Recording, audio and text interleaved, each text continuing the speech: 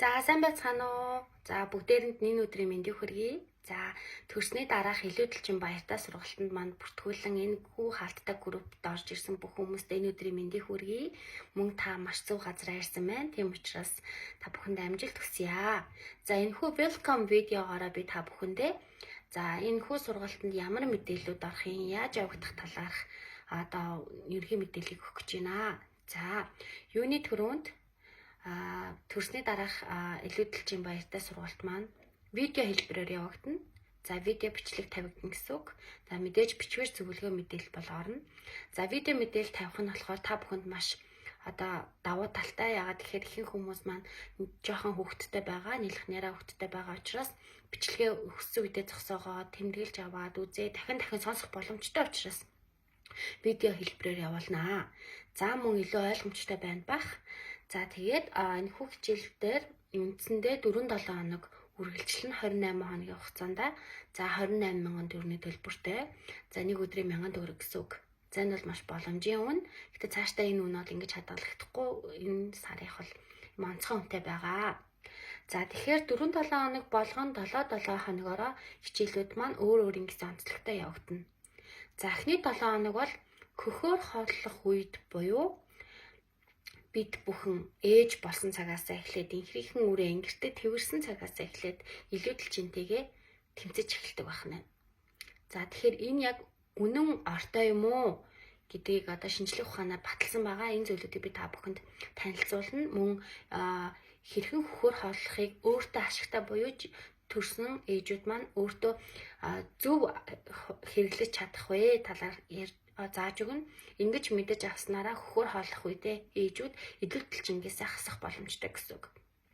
Тэгэхээр гадуурх ихэнх мэдээ их сурвалж дээр хөхөөр хооллох нь таныг жингээ хасахад бол тусалгаа гэсэн мэдээлэлүүд авдаг тийм үү?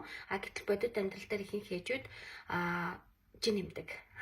Ялангуяа төрсний дараа богино хугацаанд хэвийн жиндээ очсон ээжүүд байдаг ч гэсэн үргэлжлүүлэн хөхөөр хооллох үед жин нэмээд эхэлдэг хоолны туршил нэмэгддэг гэх мэттэй. Тэгэхээр эдгээр аргуудыг эдгээр зүйлүүд тохиолдох юм бол яаж даван туулах талаар хичээлүүд орно. За мөн хөхөөр хооллох үед ямар бэрхшээл тулгардаг вэ?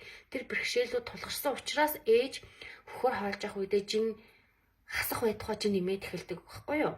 Тэгэхээр хөхөөр хооллох, зөв хооллох, хөхөө зөв амлуулах, хөхөөр хооллох үед тулгарх бэрхшээлүүдийн талаар та бүхэндээ зааж өгнө. Яаж зөв хооллохын талаар бүгд шинжлэх ухааны үндсэлтэй мэдээлэл байгаа. За мөн ээж нэраа хоёр ямарваа нэгэн асуудалгүй тохиолдолд ээжид амар тайван байдаг. Тэр үед илүү сайн жин хасах боломжтой байдаг. Гэтэл бидний хүссэнчлэн байж чаддгүй тийм ээ. Хүүхэд уйлдаг, завуурилдаг, унтдаггүй, гадаад орчиндөө тасан зогсох чадвар нэлээд хэрэгтэй хүүхдүүд бол нэлээд ээжийг чардаалгаж ядраадаг. Тэгэхээр тэр зүйлүүд тулгарч байгаа тохиолдолд ээж ямар арга хэмжээ авах вэ? Жишээлбэл эзний дүүрэнгний үед гүйцэцэн унтаж чадахгүй байгаа үед яах вэ талаар буюу няран асаргааны талаар хичээл орно. За мөн мэдээж ээжүүд ихэвчлэн кесар хагалгахаар төрсэн ээжүүд сүүний гарцсан муу гэж боддог. Муу гэсэн мэдээллийг толгойдоо хийчихсэн байдаг. Тийм учраас сүүний гарц багасдаг. Гэтэл яг үндэ тийм биш юм. Зөвхөн сүү орох процесс маань өөрөөрөө жам ёсоор төрсэн ээжүүдтэй харьцуулахад бага байдаг болохоос биш. Сүүний гарцанд бол энэ бол ямар ч өөр байхгүй. Тэгэхээр сүүний гарцыг яаж сайжруулах вэ? Хөхөнд яаж массаж хийх вэ? Зангирсан үед зангираа яаж тайлах вэ? За бидний хэлгээр гордох үед ямар арга хэмжээ авах талаар хичээлүүд орно. За сүү оруулах хүнсийг тайлбарлана. За мөн хүүхдэд гэдэс дүүрэгдэх хүнсний талаарх мэдээллүүдийг орох байгаа эхний 7 хоногт. За тэгвэл 2 дахь 7 хоногт юу орох вэ гэхээр бидний биеийн онцлогуд. За хүн бүр адилгүй хөлөг бүхэн жороогүй гэдэг шиг хүн болгон өөр ингэсэн бие махбодын онцлогтой. Гэхдээ бүгд жин нэмждэг тийм ээ. Тэгвэл жирэмсэн буюу төрсний дараах илүүдэлжинг өөрийн биеийн онцлогоо таньж мэдсэний дараагаар яваанда амьдралдаа ямар хоол хүнс тохирохын, ямар дасгал хөдөлгөөн тохирохын гэдгийг мэдэж авах юм бол та ирээдүйд тархлахгүй, одоо ч тархлахгүй. За тархалсан байлаач хэвийн жиндээ очиж хэвийн жиндингээ барих боломжтой гэсэн. Тэгэхээр үнэхээр өөрийн төрх байдлыг тодорхойлж сурна. 2 дахь 7 хоногт. За энэ тохиолдолд болохоор За уламжлалт оног авах ухаанаар хүний бие махбодыг ангилдаг. Мөн Европ оног авах ухаанаар бас ангилдаг. За дээрэс нь хоолны дэглэмүүд байдаг тийм keto diet, дээр carnivore diet, юу гэдэг юм, Dukan diet гэд эдгээр цусны бүлгээр хооллох гэдэг. Эдгээр үнэхээр үр дүнтэй юм уу? Ямар хүнд нь үр дүнтэй гэдэг талаарх мэдээллүүдийг 2 дахь 7 хоногт орно.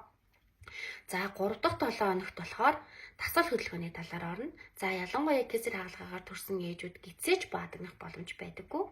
Тэгэхээр 6 сарын дараагаар дасгал хийдэг. Яагаад тэгэхээр доторх өдрөл маань бас гүйцэд идгээгүй шарахтай байдаг учраас тэгэхээр ямар дасгал илүү тохирдгийг дасгал гэж яг юу юм те?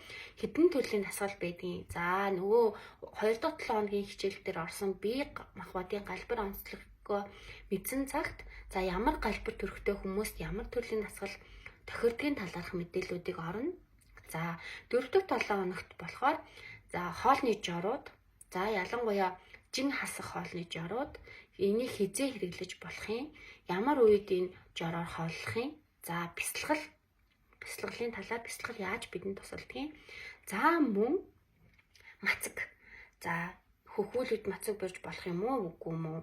За хизэнээс мацаг барьж болох юм. Мацгийн онцлог юу юм бэ? Мацаг барихаар яагаад хүн турдгийг энэ талаарх мэдээллүүдийг 4 дахь 7 хоногт орно. Ингээд бодохоор 4-7 хоногийн хугацаа биднэрт маш завгүй байх болно. Дээрэс нь маш олон зүйлүүдийг мэдэх болно. Мөн та бүхэн энэ хүү сургалтанд орсон мэдээллүүдийг гадуур битгий хуваалцаарай. Яагаад гэвэл энэ чинь өөрийн гэсэн хүч хөдөлмөр, цаг хугацаа маш олон жилийн хөдөлмөр зарцуулагдсан учраас та бүхэн харин найз нөхдөдөө урьж сургалтанд маань оруулж болно шүү гэж хэлмээр байна. За ингээд 2023 оны 3 сарын 30-ны өдөр сургалтаараа уулзцгаая. Хамгийн ихний өдрийн хичээл хөхөөр хооллох нь турхад нөлөөлөх үү? Та итгэж байна уу? Үнэхээр нөлөөлдөг бол яаж нөлөөлдөг вэ? За тэгвэл хөхөөр хооллох нь турхад нөлөөлөхөд туслах аргууд юу байж болох вэ талаарх хичээлээр хамтдаа уулзцгаая. Ингээд түр баяртай.